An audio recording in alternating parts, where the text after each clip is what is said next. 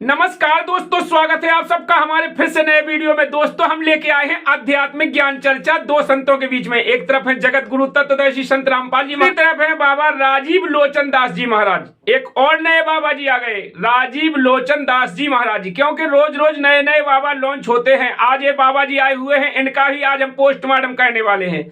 दोस्तों, आज की वीडियो बहुत ही इंटरेस्टिंग होने वाली है।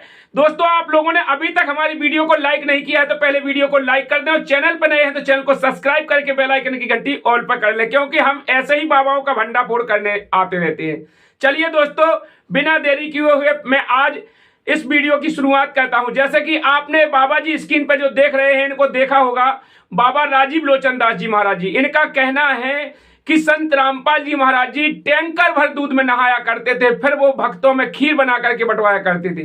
तो दोस्तों, आप लोगों को बता दें कि ये बिल्कुल ही निर्धारित गलत है, क्योंकि आज तक कोई भी ऐसा वीडियो या फोटो सोशल मीडिया पे या कहीं इनके पास हो तो ये लोग दिखा सकते हैं। क्योंकि ऐसा ना तो संत रामपाल जी महाराज जी किया करते थे, ना उन्होंने कभी ऐसा किया है कि भक्तों के लिए दूध में नहाकर खीर बनाए। ये मीडिया वालों ने झूठी अफवाह फैलाई, और जो लोग जे भी हैं, ये बाबा जिनकी रोजी रोटी बंद हो रही है, जो नए नए बाबा पैदा हो रहे हैं और भी पुराने बाबा हैं, क्योंकि धरती पे बाबा बहुत से हैं। इन बाबाओं की रोजी रोटी बंद होने के कारण संत रामपाल जी महाराज जी ने सच्चा ज्ञान धरती पे लाकर रखा है। तो इनकी रोजी रोटी बंद होने के कारण ये बौखला जाते हैं। तो इन्होंने कहा कि दूध से नहाते थे। तो सबसे पहले तो मैं बता दूं कि जो परमात्मा की वाणी है कि सांच बराबर तप नहीं, झूठ बराबर पाप, और जाके हृदय सांच है ताके हृदय आप। सबसे बड़े तो आप झूठी कपटी हो कि आप झूठे बोल करके ऐसी अफवाह फैला रहे हो, जो बिना देखे, बिना सबूत के, बिना बुनियाद के आप लोग ऐसा झूठ बोलते हो। तो इनका ये पहला टॉपिक तो यहाँ पर गलत होता है कि इन्होंने ये गलत बोला है। दूसरा टॉपिक इनका है, बाबा जी ने कहा है कि लोभी गुरु और दंभी चेला, एक बाणी बोल के इन्होंने कहा है। तो पहले तो बाबा जी को ही मैं बता देता हूं कि ये बाणी जो बोल रहे हैं, जो कौन से गुरु की है। आप लोगों को पता भी नहीं होगा ये बाणी किसकी है।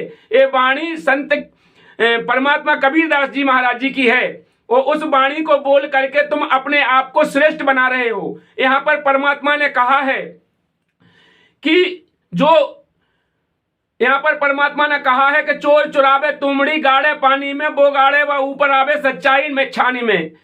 जितने भी ये धर्म गुरु होंगे, धर्मदास, ये जग बोराना कोई न जाने पद निर्वाणा, इनको कोई ज्ञान तो है नहीं।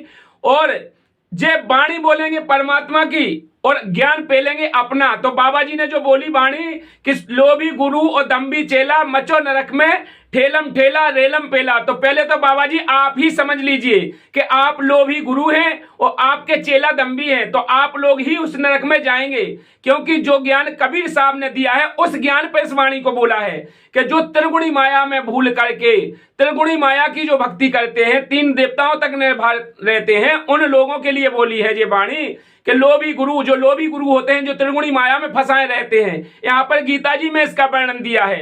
यहाँ पर गीता जी में कहा है कि हे अर्जुन, जिनका ज्ञान त्रिगुणी माया से हरा जा चुका है, वो लोगों में, मनुष्यों में नीच दूषित कर्म करने वाले मूढ़ लोग हैं, मूर्ख लोग हैं। तो सबसे बड़े मूर्ख तो पहले आप हुए, कि क्योंकि आपका त्रिगुणी माया से ऊपर ज्ञान नहीं जा रहा है। उन्हीं के लिए ये वाणी बोली है परमात्मा ने कि गुण तीनों की भक्ति में भूल पड़ो संसार, कहें कबीर निज नाम बिना कैसे उतरे पार।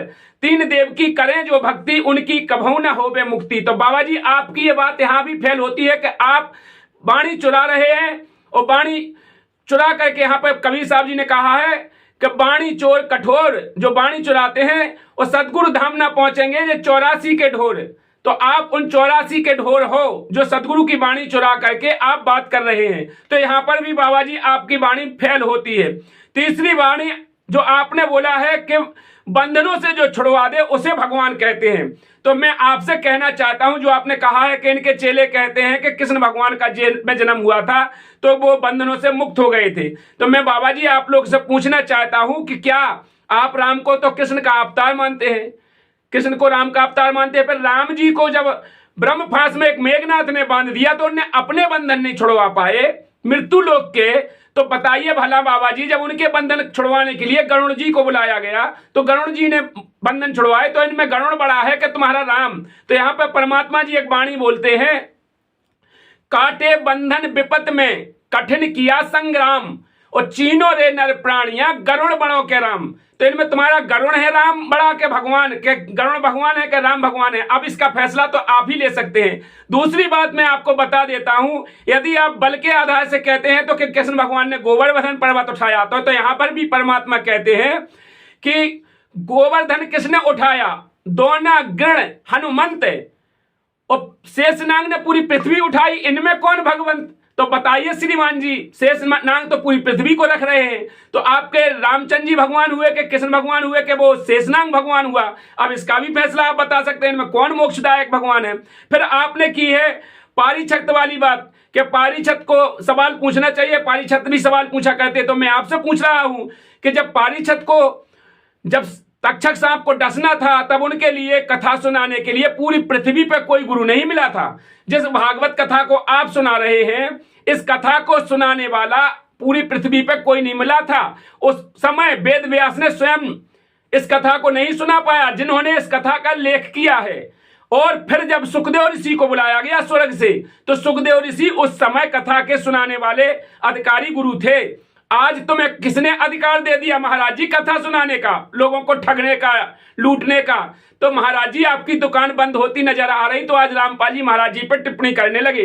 तुम्हें किसने लाइसेंस बना दिया इस कथा करने का? थोड़ा अपना भी प्रमाण दिखाइए कि आप कौन से कथावाचक हैं, कहां से आपको ये परंपरा मिली है, किसने आपको आदेश दे दिया, किस ग्रंथ में लिखा है कि आपके कथा वाचने से आप कथा सुनाएंगे तो लोगों का कल्याण हो जाएगा? तो आप यहां भी फेल होते हैं। सुखदेव ऋषि ने कथा बांची थी, वो अधिकारी थे, आप अधिकारी गुरु नहीं हैं, तो आपका यहां भी ये टॉपिक फेल होता है। चलिए बात कर लेते हैं आप आगे की, जो आपने कहा था कि आपने कहा था कि कौन से धर्म की स्थापना हो रही है ऐसे लोगों से। तो मैं आपको बता देता हूं महाराज जी, संत रामपाल जी महाराज जी ने एक सच्चे सनातन धर्म की स्थापना की है, जो अभी तक आप लोगों ने इस धर्म को नष्ट किया था। जितने भी आप जैसे ये धर्म गुरु हैं, जितने भी धर्म के ठेकेदार हैं, इन लोगों ने सत सनातन धर्म को नष्ट किया है, क्योंकि अपने शास्त्रों में जो लिखा है उसको छुपा करके अपनी मनमानी कथा सुना करके मंच से आपने कभी इस भागवत गीता को खोला नहीं होगा। जितनी भी आप कथा सुनाते हैं अपने मनगढ़ंत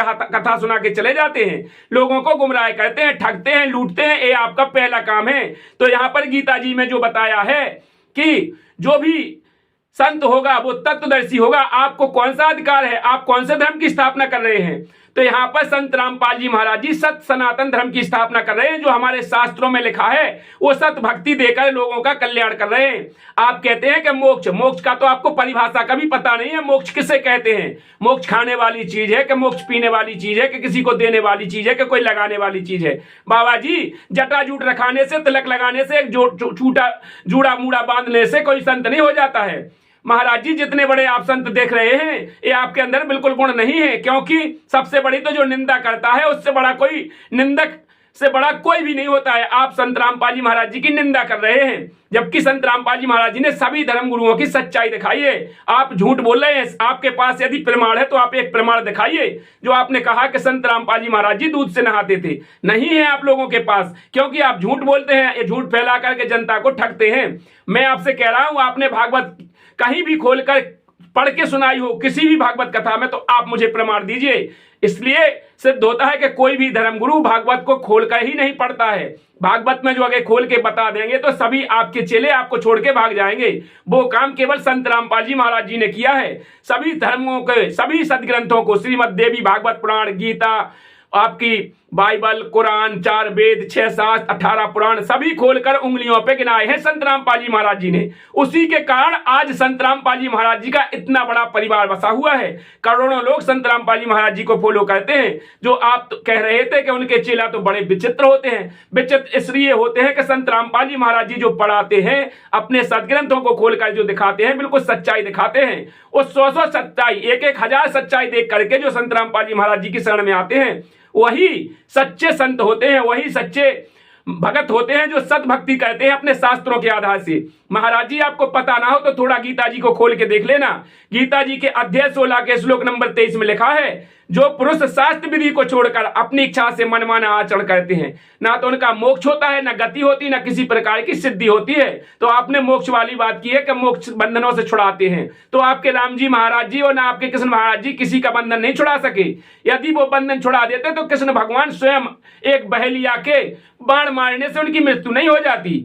आपको पता ही होगा कृष्ण भगवान को एक बहेलिया ने बाण मार के मार दिया था। तब कृष्ण भगवान बोले, जब वो रोने लगा कि मुझसे गलती हो गई महाराज जी, मुझे पता नहीं था कि मैंने आपको बाण मार दिया। तब वो बोले, आपका मैं बदला देने के लिए आया था, यहाँ तो अपना अपना बदला पूरा हो गया। जब मैं राम बन के आया था, जब मैंने तुमको बाली थे तुम, तो मैंने तुमको पेड़ की ओट में छिप करके मारा था, वो बदला आज आपने पूरा कर दिया। तो महाराज जी, जब इन तुम्हारे भगवानों के बदले पूरे नहीं होते हैं, जब जे बंधनों से नहीं छूटते, तो तुम कौन से संत हो कि तुम इन भक्तों को मुक्ति दिला दोगे? तुम अपनी ही मुक्ति तो पहले सोच लो, तुम्हारी कैसे होगी, क्योंकि तुम शास्त्र के विरुद्ध जा रहे हो। शास्त्रों में जो लिखा है, आप शास्त्र के अनुकूल भक्ति नहीं बता रहे, शास्त्र खोल के नहीं दिखा रहे। इसलिए तुरंत गीता अध्याय 16 के श्लोक नंबर 24 में कहा है, हे अर्जुन, तेरे लिए कर्तव्य और अकर्तव्य की व्यवस्था में शास्त्र ही प्रमाण है। महाराज जी, थोड़ी गीता खोल के देख लिया करो। तो शास्त्र के आधार से भक्ति करनी होगी, उस तत्वदर्शी संत की शरण में जाना होगा जो गीता अध्याय 4 के 34 में कहा है। उस परमेश्वर की शरण में जाने के बाद, जहां गीता अध्याय 18 के श्लोक नंबर 62 में लिखा है, हे अर्जुन, उस परमेश्वर की शरण में जाने के बाद साधक लौट के पुनः जन्म मृत्यु में नहीं आता है। तो महाराज जी, आपको ना तो मोक्ष का पता है, ना किसी प्रकार का ज्ञान है। ये दाढ़ी रखाने से, बाल रखाने से संत नहीं होते हैं। यहाँ पर परमात्मा जी ने कहा है, मूड मुड़ाए हरि मिले तो सब कोई ले मुड़ाए, बार बार के मूड से भेड़ ना बैकुंठ जाए, काभो जटा के रखाए से मोल काय ना तर गई जी को सबा हाथ को पर है, काभो शंख के बजाय से गदा काय ना तर गऊ को तो शंख जैसा सुर है, काभो गंगा के नहाए से मीन काय न तर गई को तो वही गंगा में घर है। महाराज जी, इन आडंबर से मोक्ष नहीं होता है। आपको हम बता दें, परमात्मा जी कहते हैं, डूंग करें डूंगे चढ़े अंदर जीनी झूल, और जग जाने बंदगी करें जे बोवे सूल बमूर। आप अपने जीवन में की करके कांटे बो रहे हैं, इन भक्तों को गुमराह मत करें। संत रामपाल जी महाराज जी का ज्ञान शास्त्र अनुकूल है, शास्त्रों से प्रमाणित है, इसलिए लोग उनसे जुड़ते हैं। यहाँ पर कहा है परमात्मा ने कि जे जितने भी स्वार्थी गुरु लालची चेला, मचो नरक को ठेलम ठेला, इन्हीं का वो हाल होगा जो आप दूसरों के लिए कह रहे हैं। थोड़ा अपना विवेक करके देखिए, आप किस शास्त्र के अनुकूल से भक्ति कर रहे हैं। संत रामपाल जी महाराज जी ने सभी शास्त्र खोल के दिखाए हैं और शास्त्र अनुकूल भक्ति दिखाते हैं और देते हैं। तो दर्शकों, आप लोगों को मैंने बाबा जी का पूरा पोस्टमार्टम करके दिखा दिया है। यदि आप लोग ऐसी वीडियो और भी देखना चाहते हैं तो कमेंट बॉक्स में अपनी राय जरूर दें। दोस्तों, इस वीडियो को अपने दोस्तों के साथ ज्यादा से ज्यादा शेयर जरूर करना, क्योंकि लोगों तक पहुंच सके। चलिए दोस्तों, आज के लिए इतना ही, फिर मिलते हैं नेक्स्ट वीडियो में। तब तक के लिए नमस्कार, जय हिंद, जय भारत।